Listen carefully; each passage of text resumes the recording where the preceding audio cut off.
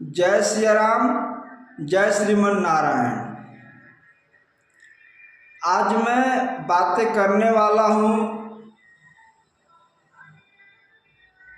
बिहार के काराकाट लोकसभा क्षेत्र में अपने अपने भाग्य के आजमाइश करने वाले यहाँ त्रिकोणीय जो युद्ध छिड़ा हुआ है उसमें से एक ऐसा व्यक्ति है जो किसी भी पहचान की मोहताज नहीं है।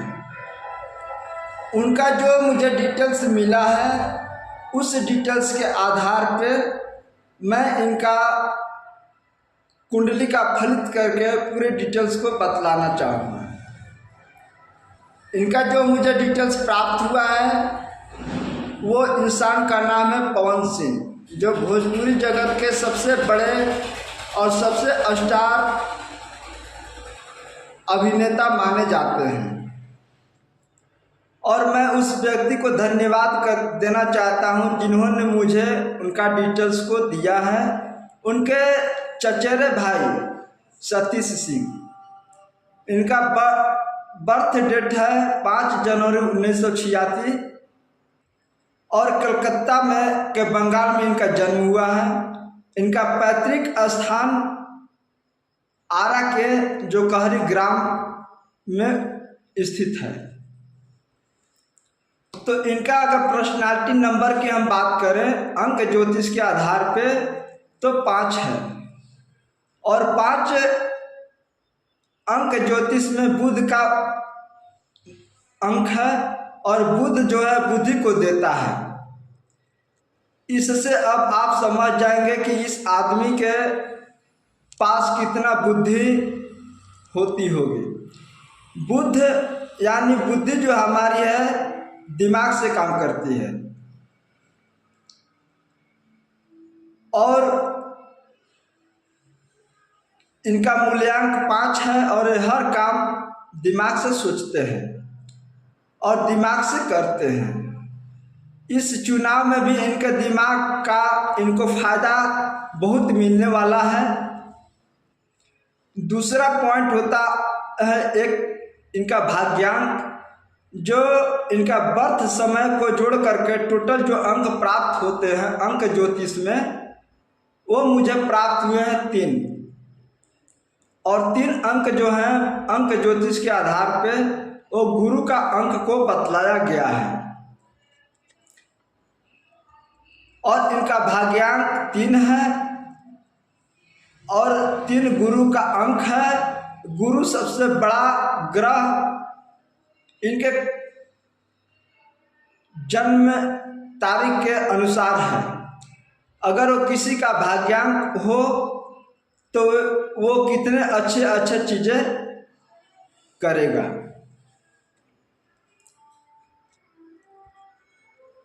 दो चीज़ें ऐसी हैं, एक मूल्यांक और एक भाग्यांक, जो इनको चुनाव में आगे निकालने में मदद करेंगे। बुद्धि भी चाहिए और एक ऐसा आकर्षण चाहिए जो लोगों को प्रभावित कर सके और ऐसी बातें चाहिए जो लोगों को प्रभावित कर सके। अंक 3 और अंक 5 का साथ इनको मिल गया। ये 2 चीज़ें अच्छी हो गई। अब आगे बढ़ते हैं। जो हम चार्ट बनाते हैं उस चार्ट में 2 ऐसी चीज़ निकल कर आई है। पहला चीज यह है कि बहुत प्रैक्टिकल है। इनके जीवन में बहुत इमोशनल होकर निर्णय नहीं लेते हैं। हालांकि इमोशन हर किसी व्यक्ति के अंदर में होता है, लेकिन इमोशन में बहक के निर्णय लेने वालों में से पवन सिंह नहीं है। वो एकदम प्रैक्टिकल होते हैं, प्रैक्टिकल होकर सोचते हैं, प्रैक्टिकल होने के बाद जो उनको समझ में आता है वो निर्णय लेते हैं। तो जीवन में पवन सिंह प्रैक्टिकल भी हैं, यह भी चुनाव में उनको बहुत फायदा दिलाने वाला है। पवन सिंह की चार्ट में जो विल पावर इतनी अच्छी है जो मुझे प्राप्त हुई है, उस विल पावर पवन सिंह के चार्ट इतनी अच्छी है कि कोई कितना भी इमोशन हो जाए और इन्होंने ठान लिया कि इस गली में नहीं जाना है, ये काम नहीं करना है, तो उस चीज़ को त्याग देते हैं। यानी जिस चीज़ को वो नज़र से उतार देते हैं उस चीज़ को फिर अपनाने की इनमें आदत नहीं है, और जो चीज़ ठान लेते हैं वो करके रहते हैं।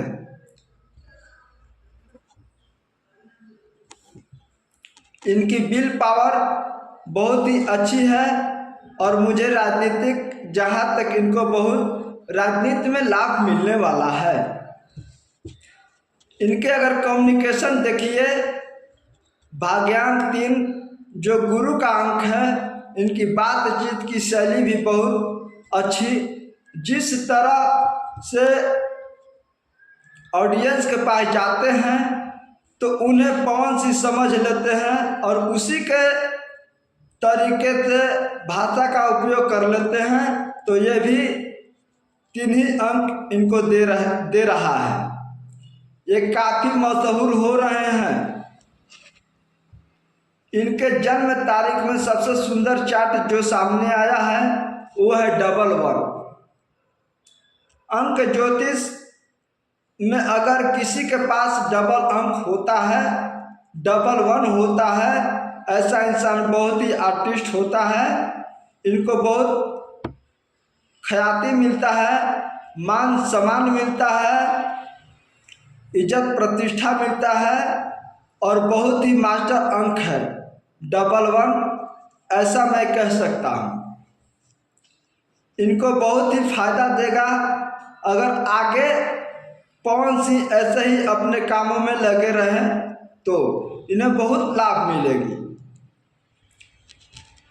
मैं एक चीज़ और बताना चाहूँगा कि इनको अपनी शुक्र पर काम जरूर करना चाहिए।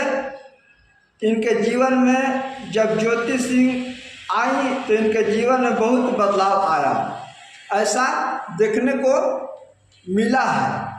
इसका कारण भी मैं आपको बतलाता हूँ। कारण यह है कि जब किसी इंसान के पास शुक्र होता है,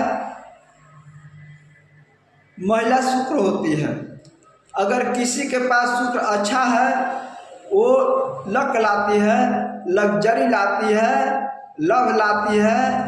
अगर किसी के पास शुक्र है तो घर में तरक्की रहेगी।